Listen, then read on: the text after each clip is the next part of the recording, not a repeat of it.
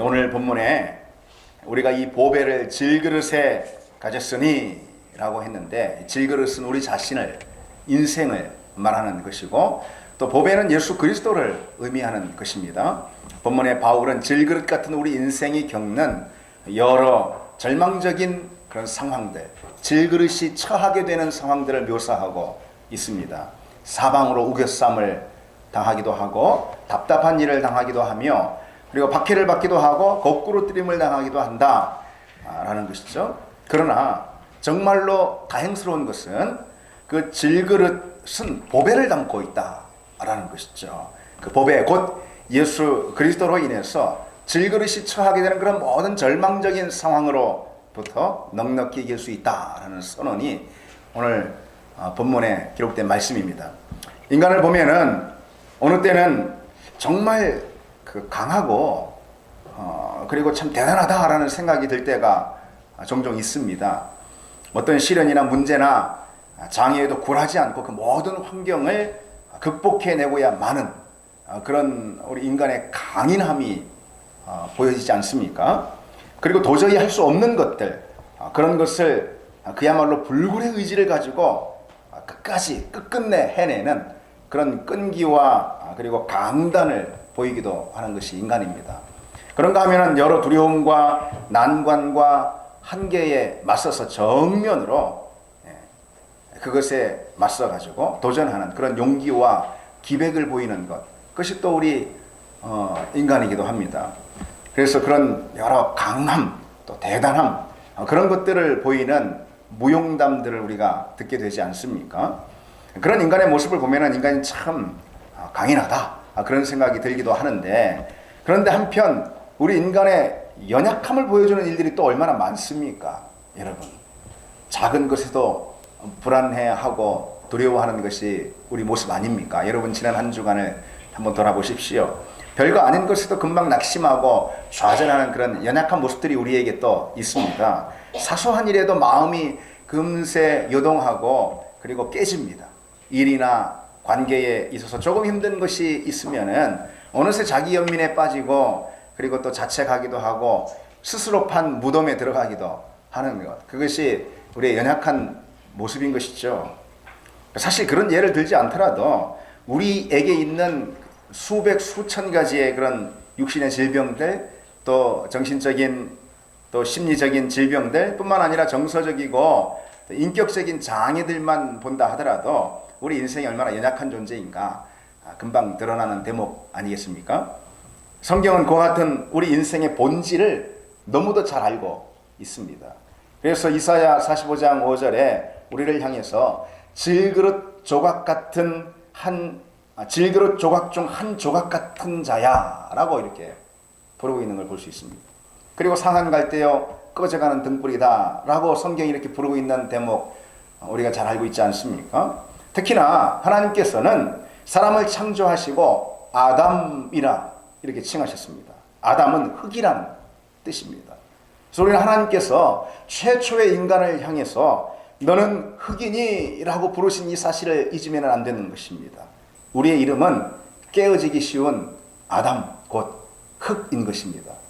우리는 그처럼 흙으로 만들어진 존재라서 마치 질그릇처럼 깨지고 부서지기 쉬운 것입니다. 그것이 인생인 것이죠. 하나님은 우리를 강한 철로 만든 것이 아닙니다.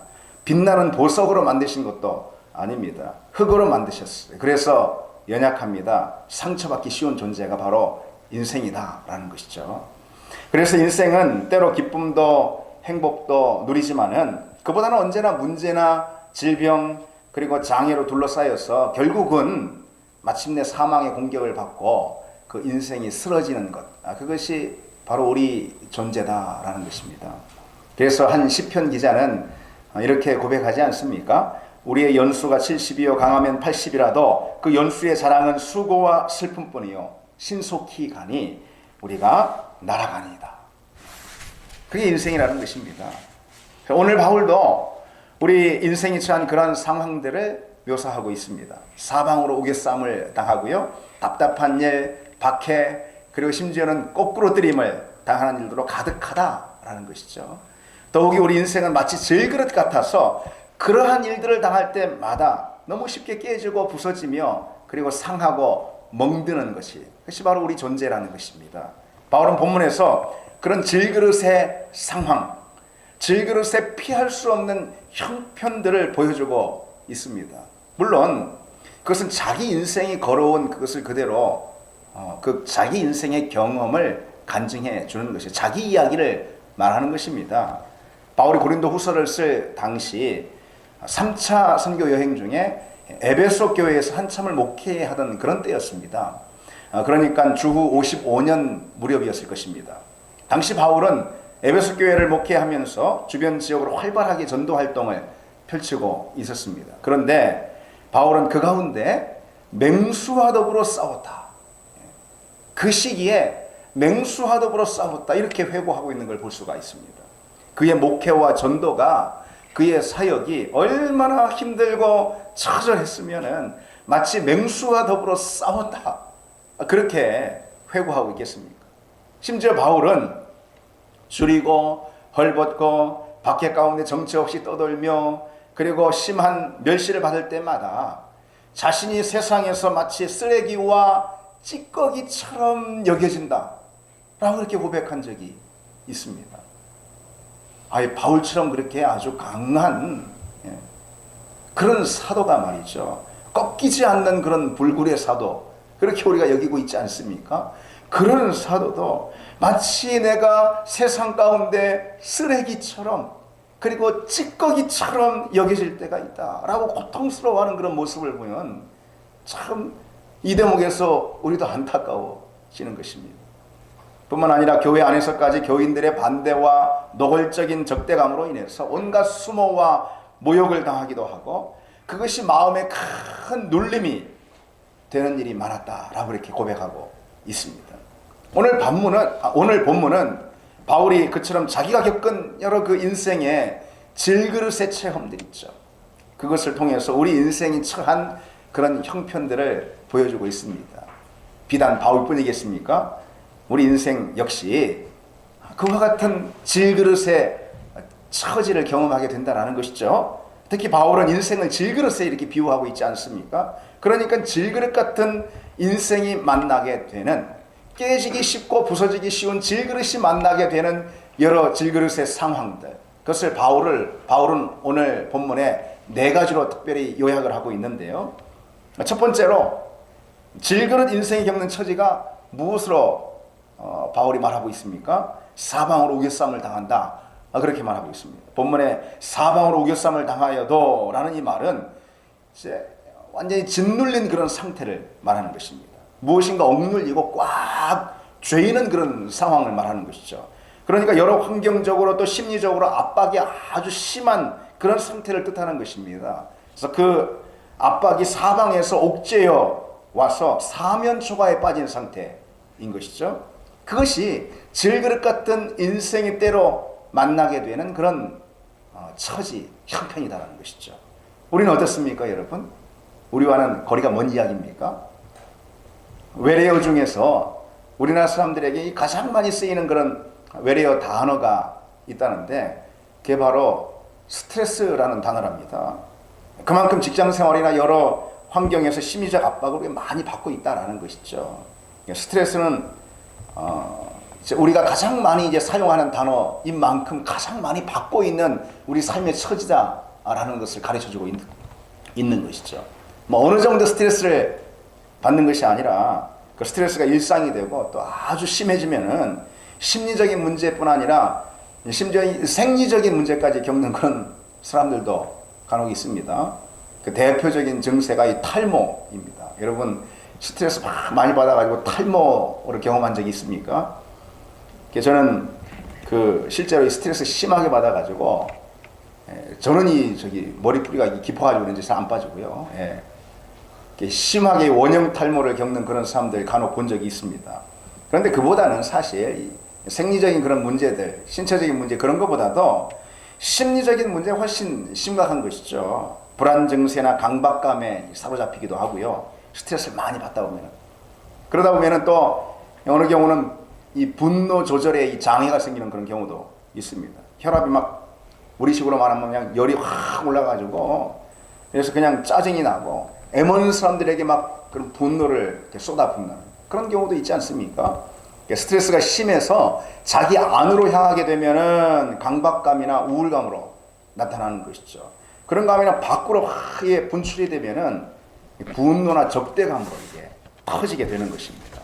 그래서 왜 좀 극단적인 예지만은 예전에 보면은 막 불특정 다수 막 지하철역이나 어디 막 이런 데서 막 칼부림을 하고 막 그런 일이 있지 않습니까? 과도한 스트레스로 인해서 자기 자아가 무너져 버리고 만 것이고 그것이 밖으로 확 표출이 되는 것이죠. 물론 뭐 극단적인 그런 얘기겠지만은 여러분 이것이 뭐 완전히 남의 이야기이겠습니까? 남의 이야기입니까, 여러분? 우리 이야기 아니겠습니까? 우리 인생의 이야기인 것이죠. 우리는 때로 직장에서 과도하게 지나친 업무에 시달리다가 정말 심각한 스트레스를 받을 때가 있는 것이죠. 또 주부는 어떻습니까? 주부가 가정에서 받는 육아 스트레스 역시 결코 적다 할 수가 없지 않습니까? 그래서 때로 심각한 우울증에 빠지는 그런 주부들이 참 많이 있는 것이죠. 그런데 여러분 생각해 보십시오. 우리 인생에서 가정도 또 친구도 그리고 직장도 일도 사실 모두 없어서는 안 되는 아주 필수적인 것들이고 사실 우리가 인생에서 기대하는 여러 행복들이 있잖아요. 그런 행복들이 그런 가정이나 또는 직장이나 친구들이나 일 그것으로부터 우리 행복이 오는 것 아니겠습니까? 그런데 아이러니하게도 우리는 누구나 그런 것들로 인해서 심각한 스트레스를 또 받기도 한다라는 것이죠. 우리가 행복을 누리는 그 원천으로부터 우리는 우겨싸임을 당하기도 하고 심한 압박과 스트레스를 받기도 하는 것입니다. 바로 그것이 질그릇 같은 우리 인생이 처하게 되는 그런 환경이다라는 것입니다. 둘째로 오늘 바울은 질그릇 인생이 겪는 처지가 무엇이라고 우리에게 소개하고 있습니까? 답답한 일을 당한다 그랬습니다. 본문의 이 답답한 일이라는 것은요 깊은 고민에 빠진 상태를 말하는 것입니다.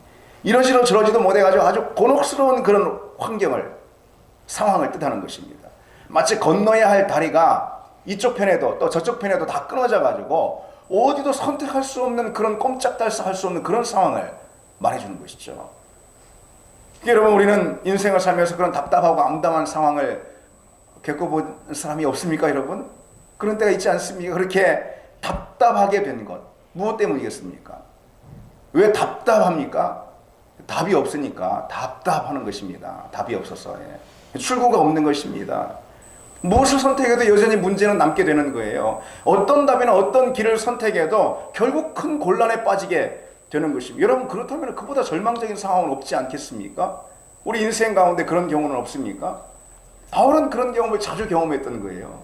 고린도후서 1장 8절에 바울이 우리가 힘에 겹도록 심한 고난을 당하여 살 소망까지 끊어졌다. 근데 여기서 끊어졌다라는 이 단어 있잖아요. 이것이 원문의 답답하다라는 단어와 같은 단어인 것입니다. 끊어졌다라는 표현은요. 그래서 절망적인 상태를 말하는 거예요. 암담한 상태를 말하는 거예요. 건너야 할 다리가 있는데 앞에도 끊어지고 뒤에도 끊어지고 홍수는 밀려오고 그런 거에서 어느 쪽을 선택해도 앞을 선택해도 뒤를 선택해도 다 끊어져 가지고 무엇을 선택해도 큰 곤란에 빠지게 되는 그런 상황을 말하는 것입니다. 모든 가능성, 모든 희망이 다 끊어지는 것이죠. 그래서 무엇을 선택해도 상처와 고통이 남게 되고 어떤 것을 선택해도 손실과 손해를 보게 되는 것입니다. 답답한 것입니다.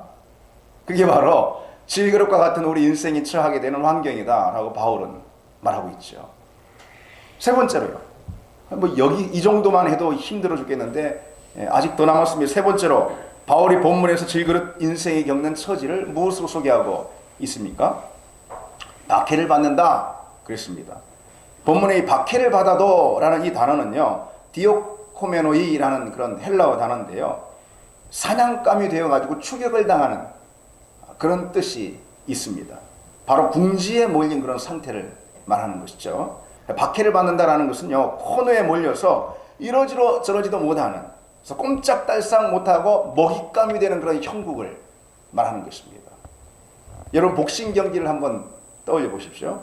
한 선수가 다른 선수에게 막 계속해서 두들겨 맞습니다. 결국 코너로 몰립니다. 그렇게 코너로 몰린 상태에서 또 계속해서 상대의 펀치를 막 맞습니다. 라이트 훅, 레프트 훅 아십니까 여러분? 어퍼컷.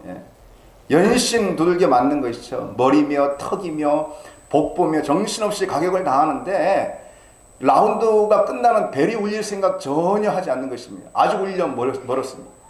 그래서 그 코너에서 계속 맞으면서 어떤 생각하는 것입니까? 포기하는 것 말고는 방도가 없다.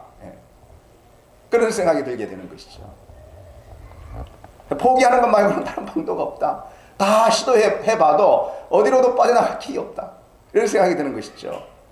선생님들 요즘 젊은 세대를 M4 세대라 하지 않습니까?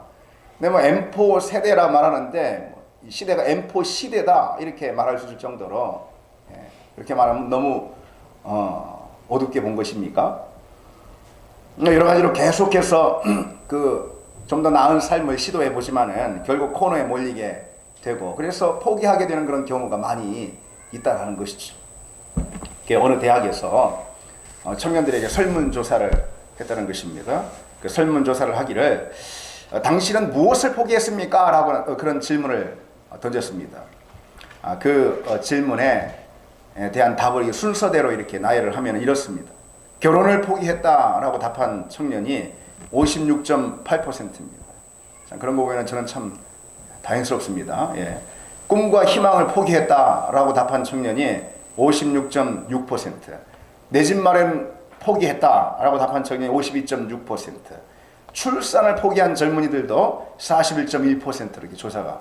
이거 외에도 뭐 여러 가지 뭘 포기했다 해서 나오는데 포기한 숫자의 큰 것을 예를 들면은 뭐 대략 이렇습니다. 뭐 취업난이다, 뭐 주택난이다, 뭐 보육난이다. 그래서 요즘은 막 난이 일어나는 시대인 것입니다. 난이. 그래서 여러 난으로 그야말로 청년들 입장에서 보자면은 막 라이트 훅, 어퍼컷 막 맞는 바람에 인생의 코너에 완전히 몰리게 된 것이죠. 그런데 그게 바로 질그릇 같은 우리 인생의 처지다, 형편이다. 그게 바울은 소개하고 있는 것입니다. 마지막으로 바울이 본문에서 질그릇 인생이 겪는 처지에 대해서 무엇을 말해주고 있습니까? 거꾸로 뜨림을 당했다. 그렇게 말하고 있지 않습니까? 본문에 거꾸로 뜨림을 당하여도 라는 이 말은요, 땅바닥에 내던져진 그런 상태를 말하는 것입니다. 바닥에 그냥 탁 맸다 꽂는다 그러잖아요. 바닥에 탁 맸다 꽂아진 그런 상황을 말하는 거예요. 바울이 이런 표현까지 썼다는 게 참 우리가 볼 때 굉장히 안타깝고 그리고 또 마음 아프고 또 우리를 힘들게 하는 그런 표현 아니겠습니까? 바울은 숱한 고난과 핍박으로 인해서 땅바닥에 사정없이 그냥 패대기 쳐지는 그런 그 경험을 반복해서 했다라는 것이죠. 그리고 그렇게 거꾸로 띵을 당했다라는 것은 이제 일어설 수 없게 됐다라는 걸 말하는 거예요. 그냥 땅바닥에 막 패대기 쳤는데 어떻게 일어섭니까? 다 부서졌는데. 회복이 거의 불가능하게 됐다라는 그런 말인 것이죠. 바울은 그런 상황을 여러 차례 경험한 것이고 거꾸로 뜨림을 당하여도 이것은 남의 얘기가 아닌 것입니다. 이것은 그냥 생각해서 낸 이야기가 아니고 자기 이야기를 하는 것입니다. 그런데요, 거꾸로 뜨림을 당하여도 라는 이 표현을 우리가 대할 때 사실 저는 이 구약의 한 위대한 선지자가 떠올랐습니다. 바로 엘리야라는 선지자죠.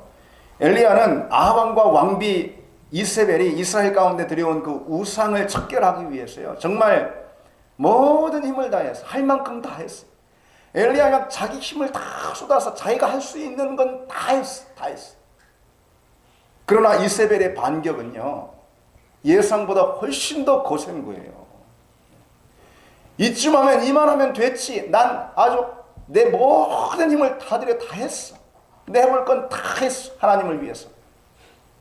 그런데 저쪽에서 굽히지 않고 그 반격이 훨씬 더 거센 겁니다. 결국 엘리야는 땅바닥에 그냥 탁 꽂아진 것처럼 거꾸로진 것 같이 쓰러져 버리고 맙니다. 그런 이세벨을 피해서 사막을 걷다가 한 로덴 나무 곁에 쓰러져서 더 이상 일어설 수 없게 된 것입니다. 그리고는 이 위대한 선지자, 구약에서 가장 위대한 이 선지자가 하는 말이 차라리 죽었으면 좋겠습니다. 그렇게 말하는 거예요. 여호와여, 지금 내 생명을 거두시옵소서. 나는 내 조상들보다 못났습니다. 그렇게 고백하는 것입니다. 여러분, 그러나 그처럼 차라리 죽었으면 좋겠다, 이런 심정은요, 욥만큼 많이 가져본 사람은 아마 없을 것입니다. 욥은 믿음 좋기로 소문난 사람 아니겠습니까?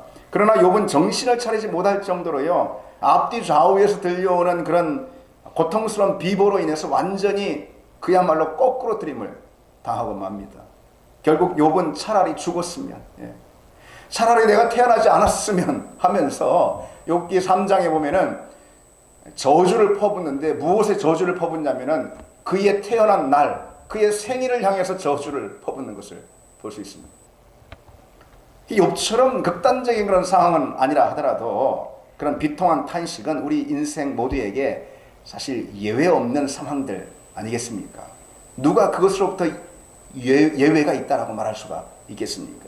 인생의 짐에 눌려서, 눌리다 못해서 그 짐에 그냥 찝으로 들어가지고 그냥 땅바닥에 콱 엎어져가지고 더 이상 일어나지 못하는, 그냥 일어나고 싶지 않은 그런 상황. 그게 바로 질그릇 같은 인생이 경험하게 되는 그런 인생의 처지다라는 것이죠. 여러분, 바울이 좀 지나치게 인생에 대해서 비관적으로 말했습니까? 그렇습니까, 여러분? 사실 경중의 차이는 있을지 모르지만은 우리 인생이 다 겪게 되는, 또 만나게 되는 질그릇의 처지와 상황 아니겠습니까?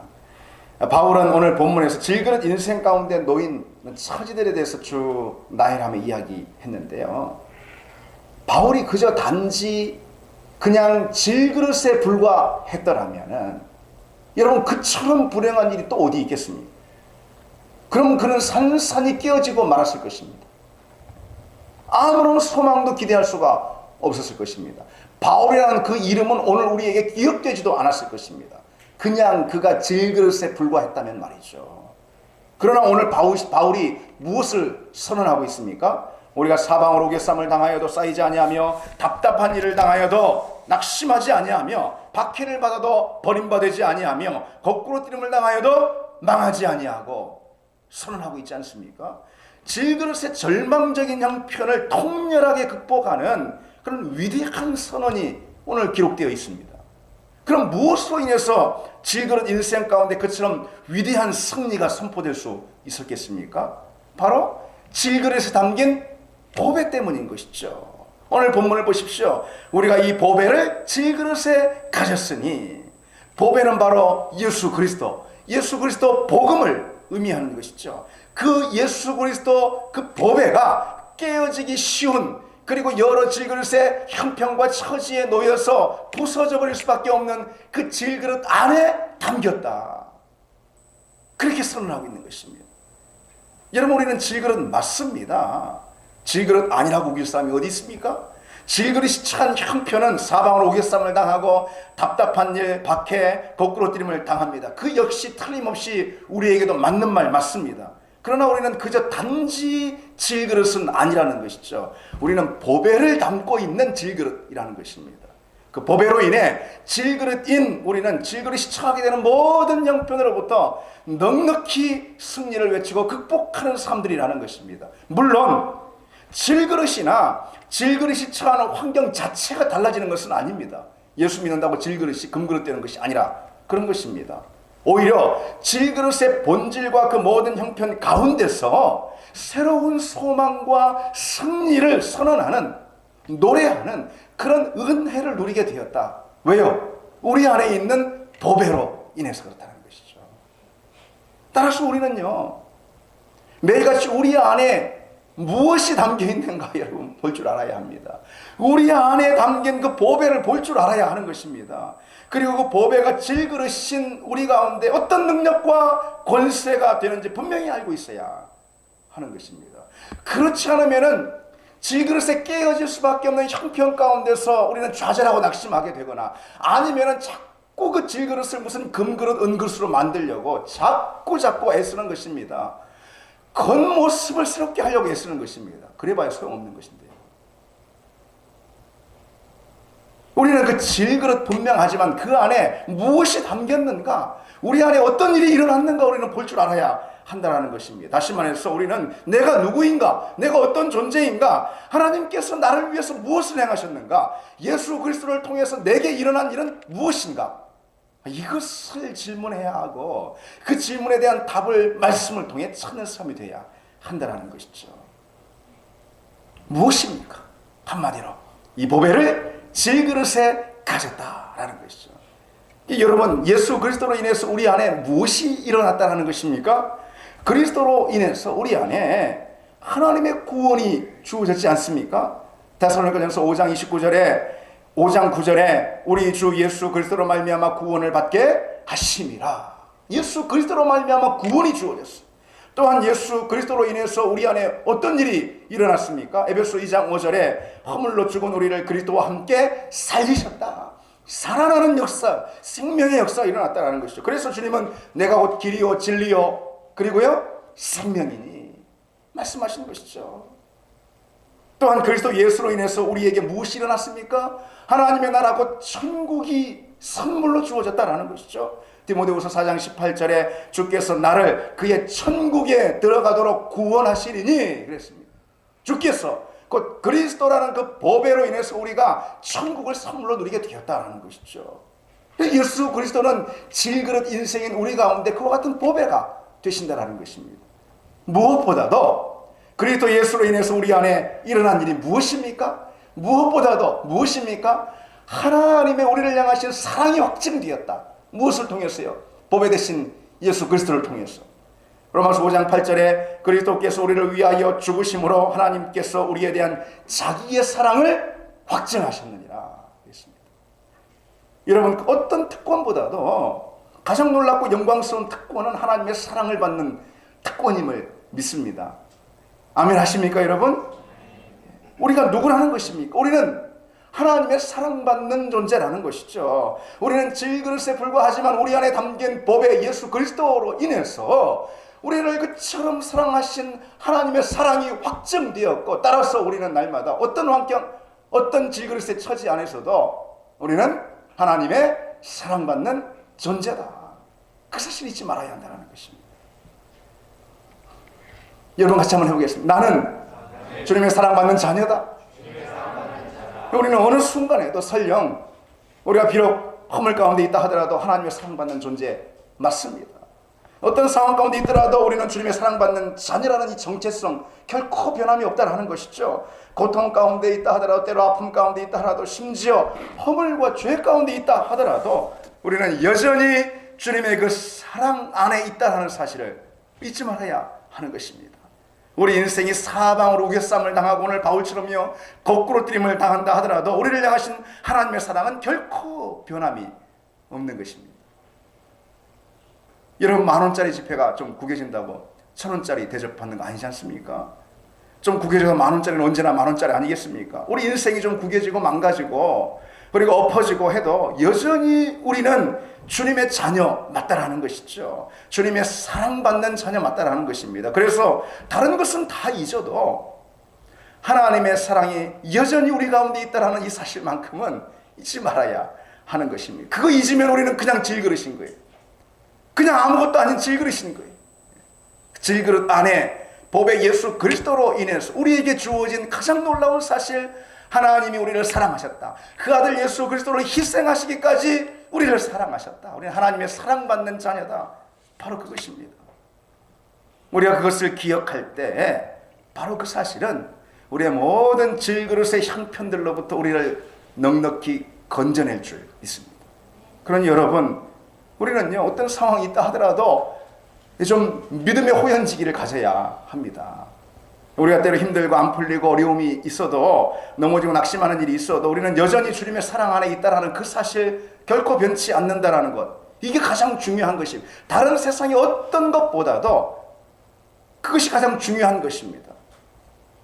세상에서 그보다 더 중요한 것은 없습니다. 여러분, 우리가 뭐 질그릇 아니 무슨 뭐 금그릇으로 갑자기 바뀐다 하더라도, 질그릇의 모든 형편들로부터 자유한다 하더라도, 여러분 그보다 훨씬 중요한 거 무엇입니까? 우리가 주님의 사랑받는 자녀다. 그것은 우리 안에, 질그릇 안에 담긴 보배 예수 그리스도로 인해 주어진 선물이다. 바로 이 사실인 것입니다.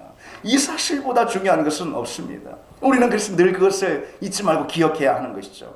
하나님의 사랑이 그리스도를 통해서 내게 얼마나 놀랍고 크게 부어졌고 또 지금도 부어지고 있는가, 그것만 기억해야 하는 것입니다. 그것이 우리 인생을 지탱하는 능력이 되기 때문에 그런 것이죠. 영국에 클리브 웨어링이라는 그런 사람이 있었습니다. 음악가로 활동했던 그에게 이 기억상실증이라는 병이 닥쳤습니다. 그러니까 결혼한 지 얼마 안 돼서 거의 신혼 때에 뇌염으로 그 2주간 의식불명 상태에 빠졌는데 다행히 깨났습니다. 그런데 심각한 뇌 손상을 당하게 된 거예요. 그래서 기억상실증에 빠지고 말았는데 모든 것을 다 잊어버렸습니다. 정말 기억이라고는 완전히 이 지우개로 지운 것들 다 지워져 버렸어요. 그런데 희한한 것이 하나 있었는데요. 그의 아내만큼은 기억에서 지워지지 않았던 것입니다. 아내가 자기를 끔찍히 사랑한다는 그 사실만큼은 기억에서 지워지지 않고 분명히 살아있게 된 것입니다. 이 클리브 웨어링의 기억상실 증세는 의학적으로도 아주 희귀할 정도로 대단히 극단적으로 심각한 그런 예라고 합니다. 실제 있었던 일인데요. 그래서 그 기억이 단 7초밖에 가지 않는 거예요. 이전의 기억도 다 지워졌을 뿐만 아니라 앞으로 살면서도 딱 7초만 기억을 하는 거예요. 이게 얼마나 끔찍한 재앙이겠습니까? 그러니까 7초가 딱 지나면은 머릿속에 모든 것이 그야말로 하얗게 싹 다시 머리가 이 재부팅이 되듯이 그렇게 되는 거예요. 그래서 아내와 함께 있다가 아내가 잠시 거실로 나가면은요, 방에서 막 아내가 사라진 것처럼 막 엉엉 우는 것입니다. 막 불안해가지고 어쩔 줄 모르면서 막 우는 것입니다. 아내가 다시 방으로 놀라서 들어오면은 마치 막 수십 년 헤어졌다가 만나는 이상가족 상봉처럼 막 기뻐가지고 막 그런 일이 생긴 거예요. 매일 쓰는 칫솔이지만 이 칫솔이 어디다 쓰면 이 칫솔의 용도를 자꾸 잊어버립니다. 한 번은 화장실 변기물로 세수를 또 하기도 합니다. 이런 일들이 비일비재합니다. 그런가 하면 옷 단추를 매다가 다시 풀다가 다시 매다가, 왜냐하면 매다가 내가 풀고 있었나 하고선 또 다시 풀다가 7초밖에 기억이 안 나고 내가 또 매고 있었나 하고선 다시 또 매고 계속 그렇게 반복을 하는 것입니다. 근데 여러분, 이런 극단적인 기억상실증에 걸렸지만은 클리브는 희한하게도 아내 데보라만큼은 잊지 않은 거예요. 저 사람이 내 아내다. 저 사람이 날 세상에서 제일 사랑한다. 이 사실만큼 잊지 않은 것입니다. 근데 그것이 제일 감사했던 거예요. 바로 그 때문에 클리브가 아내 데보라의 사랑의 우산 안에 거할 수 있게 되었던 것이죠. 아내의 사랑 하나만 기억하면 되는 것입니다. 그러면은 아내의 보살핌과 그 우산 안에 거할 수 있게 되는 것이죠. 우리 역시 마찬가지 아니겠습니까? 다 잊어버려도 됩니다. 하나님의 사랑 그 하나만 기억하면 된다라는 것이죠. 그리고 그 사랑은 그리스도 예수를 통해서 우리에게 무한히 오늘도 계속해서 부어지고 있다는 사실, 바로 그거 하나만 기억하면 되는 줄 믿습니다. 그러면 아무리 오늘 바울의 상황처럼 질그릇에 처지, 사방으로 우겨쌈을 당하고 답답한 일, 박해, 거꾸로 들임을 당한다 하더라도 우리는 언제나 오늘 바울이 주님 앞에 외친 이 고백을 우리 역시 함께 드릴 수 있을 줄 믿습니다. 우리가 사방으로 우겨쌈을 당하여도 쌓이지 아니하며, 답답한 일을 당하여도 낙심하지 아니하며, 박해를 받아도 버림받으지 아니하며, 거꾸로 뛸을 당하여도 망하지 아니한다. 이 고백이 보배 되신 예수 그리스도를 통해서 우리에게 부어진 하나님의 사랑으로 인해서 날마다 우리 가운데 확인되는 은혜로운 우리 삶이 되기를 바랍니다. 이제 말씀을 맺겠습니다. 여러분, 모든 인생은 다 질그릇 인생인 거예요. 쉽게 깨집니다. 상처받고 상합니다. 쉽게 부서집니다. 그래서 우리는 그저 질그릇이라는 사실, 그거 하나밖에 없다면 정말 끔찍하고 그처럼 불행한 일은 더 없는 것이죠. 그러나 질그릇인 우리 안에 보배 예수 그리스도를 품게 되었다라는 이 사실로 인해서 우리는 승리의 노래, 바울이 불렀던 이 소망의 찬가를 부를 수 있을 줄 믿습니다. 그 보배로 인해서 날마다 그 노래에, 그 고백에 참여하는 우리가 되기를 바랍니다. 우리 같이 함께 찬양하겠습니다.